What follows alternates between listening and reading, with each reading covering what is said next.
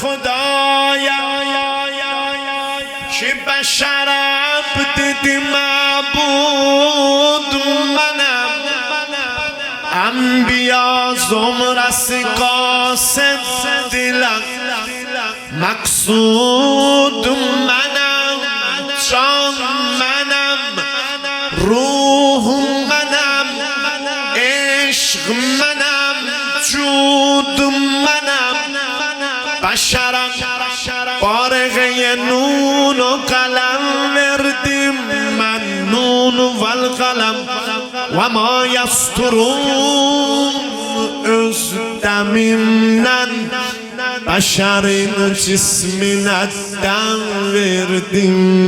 من اولد خلیفت الله روی کره خاکی به تعبیر رئیس مذهبمون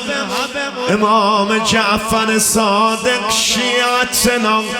خلقوا من فاضل طینتنا یفرحون لفرحنا و یحزنون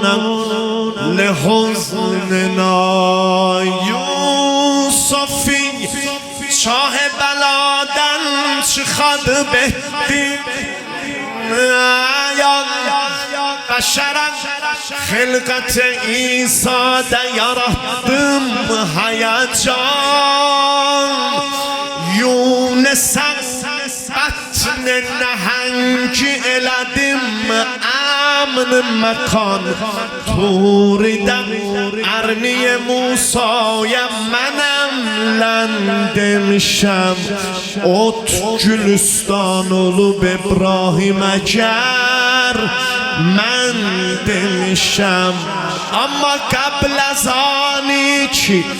وجود جترم کیهانی قبل از آنی که حلم خلق لیم دنیانی اول از نور میلن خلق لدی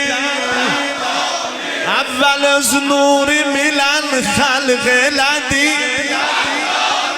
یعنی خلق ایلمیشم آدمی زهرای جره